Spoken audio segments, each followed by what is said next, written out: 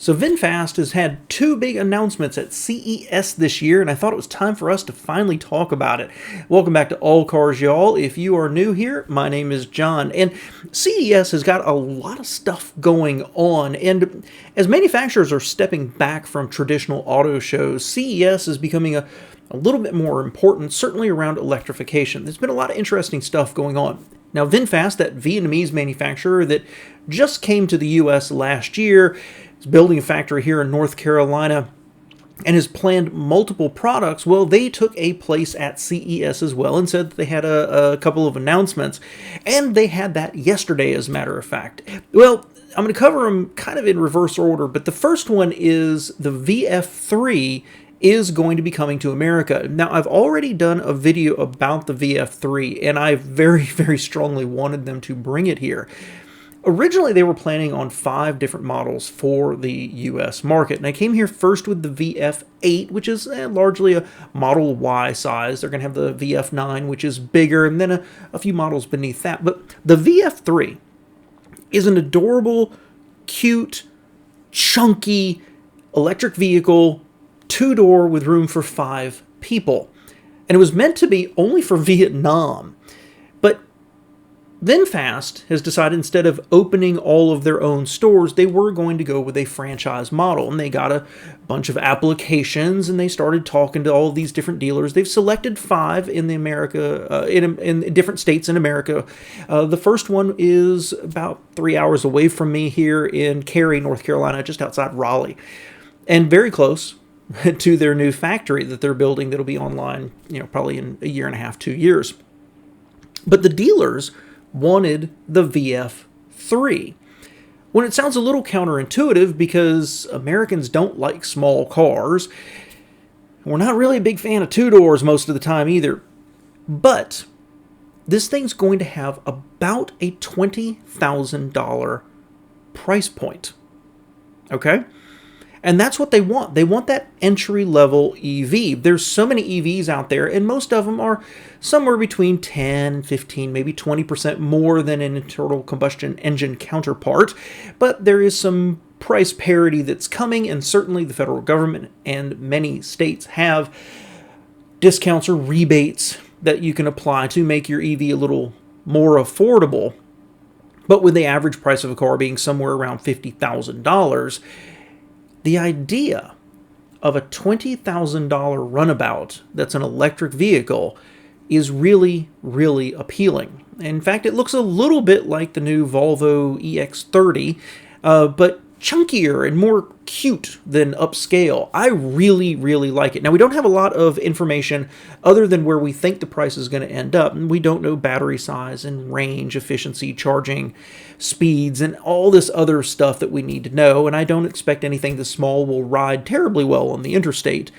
But it's an important, important product. And I'm glad Vinfast agreed to bring it to the U.S. We don't know when that timeline is going to be. We don't know if it's going to be built here in North Carolina when they get the factory online, which would be necessary to maybe even possibly tap into some of that sweet, sweet federal rebate money, which would make this thing a steal, an absolute steal. And that's what gets me so excited. We don't have many $20,000 cars out there, and I think there's a tremendous number of people, younger people especially, more urban, right? More in the city, that a $20,000 EV is going to be exactly the right product at exactly the right moment. Now, Vinfast has to do a lot of things right to get to that point. First off, they have to actually, get it out there. It has to be competitive interior quality of materials as well as safety. And range is my big question. There's a small vehicle, not a lot of room to put a lot of battery, so we might see the next Leaf more than the next Bolt is my concern. But if they get it right, I think this has the potential to be a solid seller for them. And most importantly is I think it has the potential to be what they should have been all along. Vinfast came here and famously they've gotten absolutely brutalized in reviews. But if you paid attention after the first reviews, they've been slowly improving their cars, sending out over-the-air updates, taking care of many of the dings and everything else, all the bells and whistles that kept going off. They're not fundamentally able to change the battery range and ride, but they've been listening and they've been fixing it. But they're also doing this on a product that's priced to compete with the Model Y, which is arguably excellent. And so needless to say, sales have been struggling for VinFast. And most companies that come to America, they start off with a less expensive, cheap product, introduce themselves, get used to the American consumer, and build up from there. And that's not what VinFast did. They dove into the middle, to the meat of the market, and it came up short. So a lot of pushback against this company. I'm not willing to bet against them, let's put it that way. And I think this product has the potential to be a superstar product for them. And I'm glad that they listened to the dealers, they talked to people, and they decided to bring it here. I wish we knew when. I wish we knew a lot more about it. I'll update you as I find out more, but exciting product. But they introduced a second product, which is kind of surprising, and it's called the WILD. You know, they have some flowery language in their press release about this, but it's essentially a mid-sized truck. It's about 4 inches shorter, but about 4 inches wider than, say, a Chevy Colorado, with a power midgate that actually can give it an 8-foot bed. I don't know how much of this is actually going to make it to production, and we don't know when exactly it'll be in production.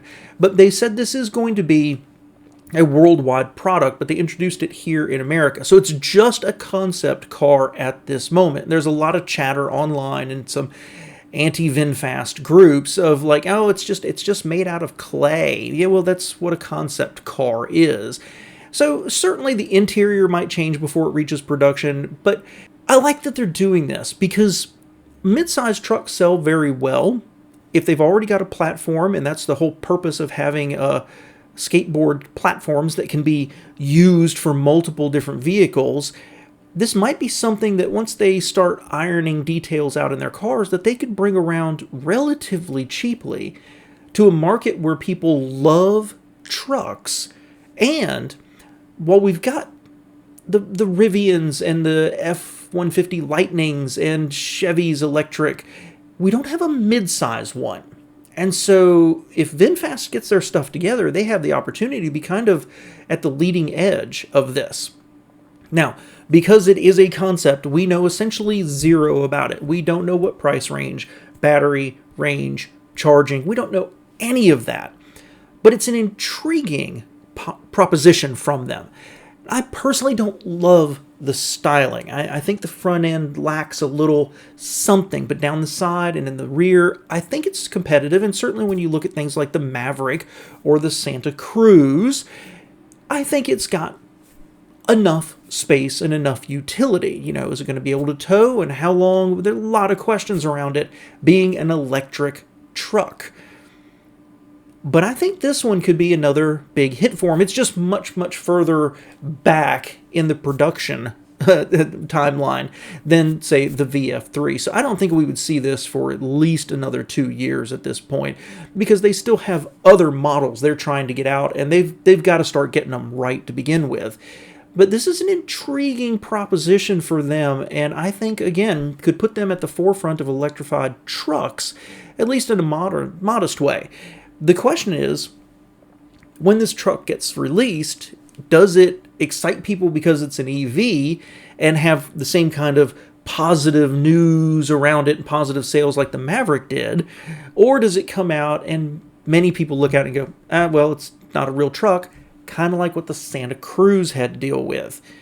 I don't think we'll know for a while, but it is interesting that a company that should be hunkering down to improve their products and make sure the next ones are right, they are already looking down the road at what else they need to be doing to be a full-fledged manufacturer. I'm at least impressed with their hubris. How about that? So let me know what you think about the two models below. Love it, hate it.